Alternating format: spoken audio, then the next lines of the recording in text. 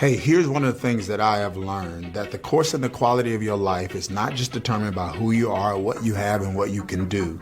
The course and the quality of your life is equally impacted by who you're with. Relationships matter.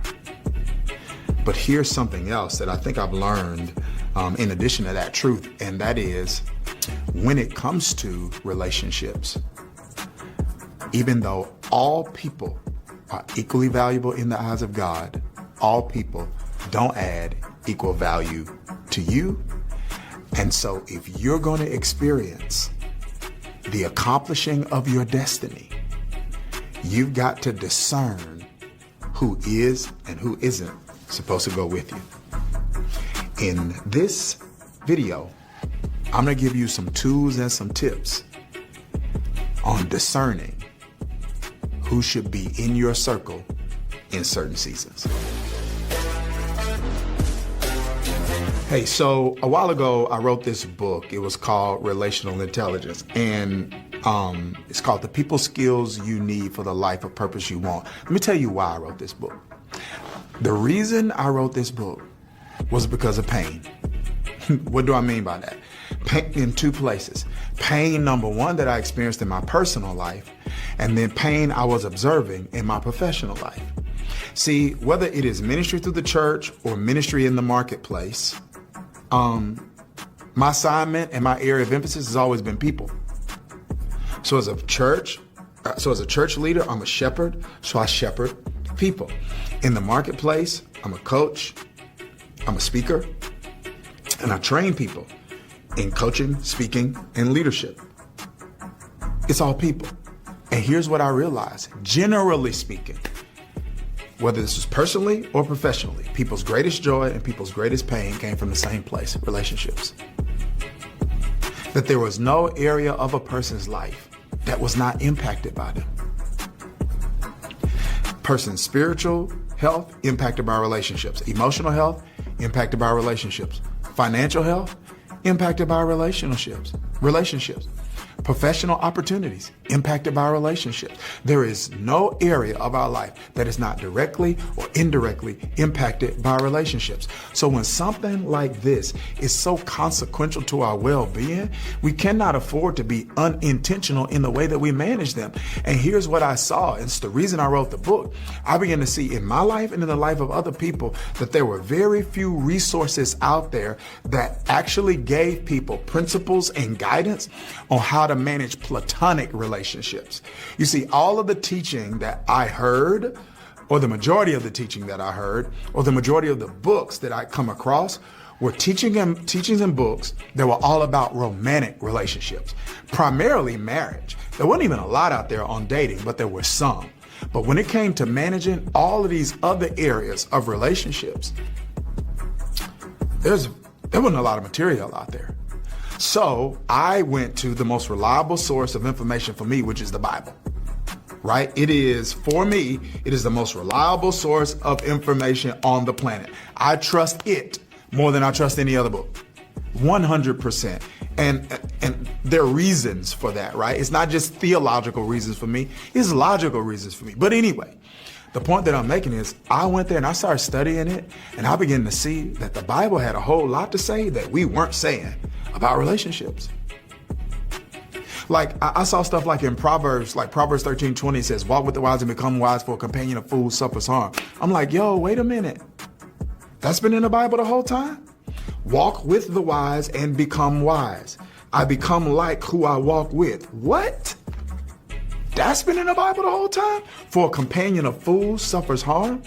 Wait a minute, I just thought I had to be a fool to suffer harm. But the Bible says all I have to be is a companion of a fool. And that means I can experience an indirect consequence of their actions, that I don't have to do it, but they can do it. And if I'm with them, I can be adversely impacted by what somebody else does. I didn't see that. I didn't see there is a friend that sticks closer than a brother, and their brother is born for adversity.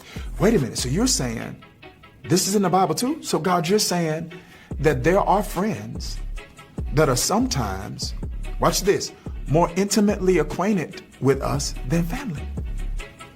Woo, that there are some friends that are what family should be. That there are some people like myself, for example, I don't have blood brothers, but I have friends who are like brothers. I didn't see that. I didn't see as iron sharpens iron, so a man sharpens the countenance of his friend. 1 Corinthians 15:33, I think, is what Paul says, don't be deceived. Bad company corrupts good character. I started seeing all of this in scripture. I was like, wait a minute. There is some insight, there's some guidance that God's given us. So watch this. People aren't just people. People are purpose partners. And I can't reach my destiny unless I discern who and who shouldn't be a part of my life and what seat they should or shouldn't sit in. Now, I know this makes some people really uncomfortable. It may be making you really uncomfortable. Because I think sometimes, now watch this. When I say just because it makes us uncomfortable doesn't mean it's wrong. Like, it's possible for our conscience to be bothering us about something. And what Titus says is this. Titus says, to the pure, all things are pure. But it says to those that are not, even their conscience is defiled. So your conscience is going to feel based off of what has been fed. So if your conscience, watch this. So if you've been fed, let's say the information that, I don't know, that working on a Monday is wrong. If you were fed that, then your conscience is going to feel based on how you were fed. So you can feel wrong about something that isn't. And so this may make you uncomfortable, but it doesn't mean what I'm saying is wrong. I want you to give me a minute, because maybe you're feeling uncomfortable because of something that you fed yourself or others have fed you. And that is that it's somebody else's responsibility to steward your relational life. That somehow it is, maybe you're thinking somehow it is not loving, it is not kind, or maybe it's not Christian to refuse to allow uninhibited access to any parts of your life by whoever wants to be a part. And hey, if you feel that way,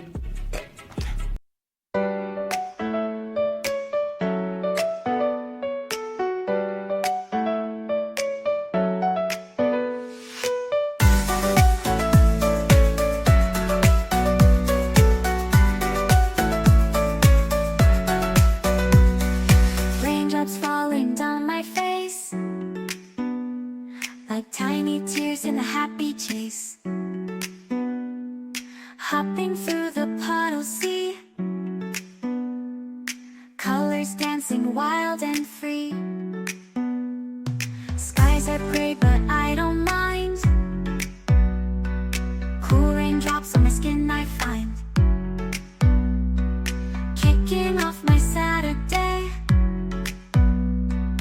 Watch the clouds just drift away. Rainbow in the rain, what a sight. Colors shining oh so bright, dancing in the streets so bright. Everything will be alright.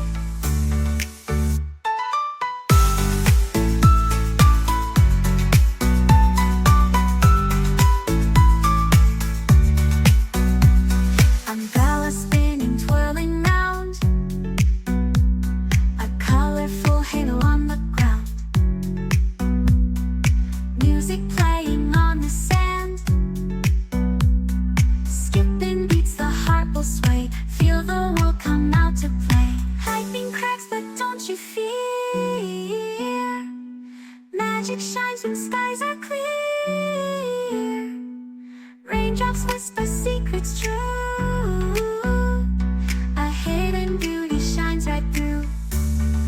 Rainbow in the rain, what a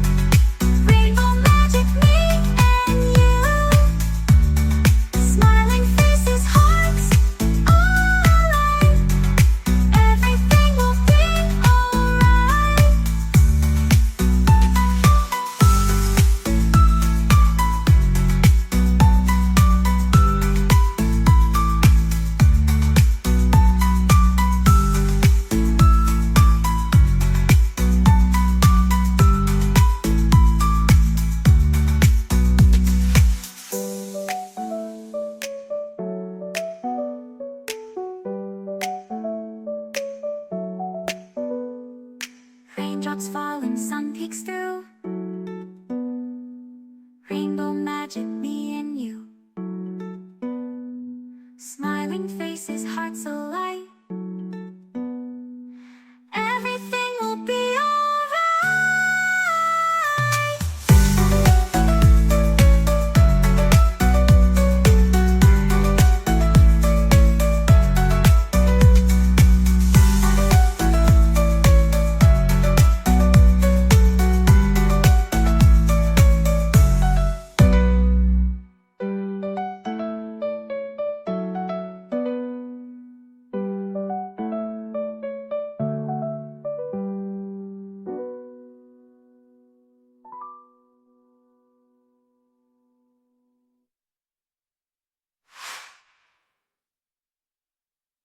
That, I think it's maybe in some senses admirable, but it doesn't mean it's accurate. Because the greatest example of what it means to be relationally intelligent is Jesus, right? I mean, we are Jesus followers. We want to be Christ-like. That's not liking Christ. That's being like Christ.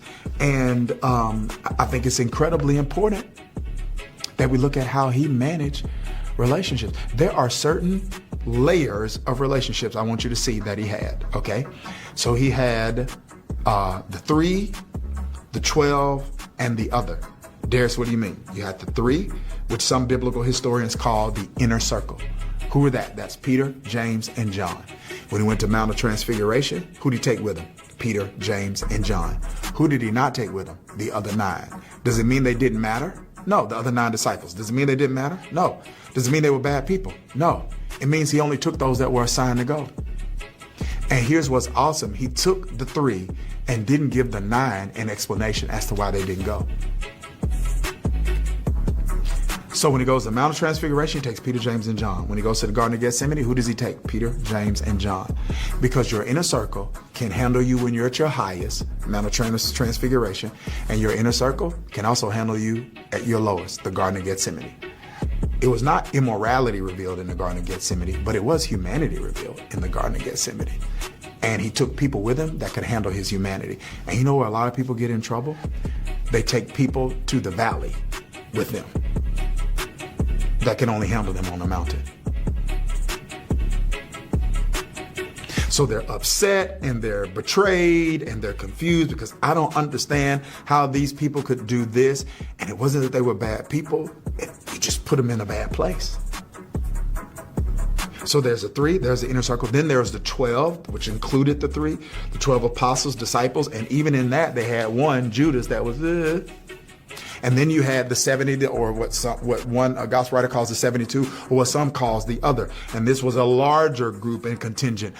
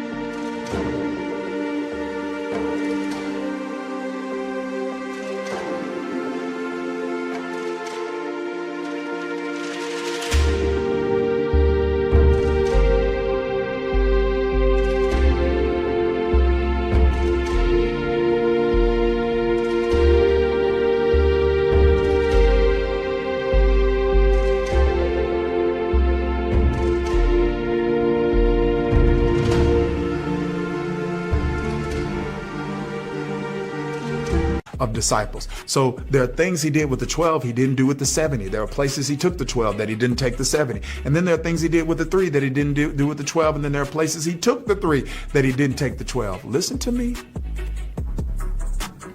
He had discernment regarding who the 3 were, who the 12 were, and who the 7.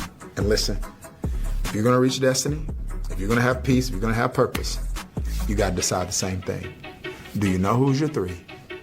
Do you know who's the 12? And do you know who's the 7? Everybody that has a place in your life doesn't have the same place, but it is your responsibility to put them in the right place. I hope this video helped you do just that. You know, this is a training on relational intelligence, and if you want more coaching and training on relational intelligence, you should consider being a part of a group, a community I have called Daniel's Den. I teach a number of things, but one of the things I teach is relational intelligence. All right, take care. God bless.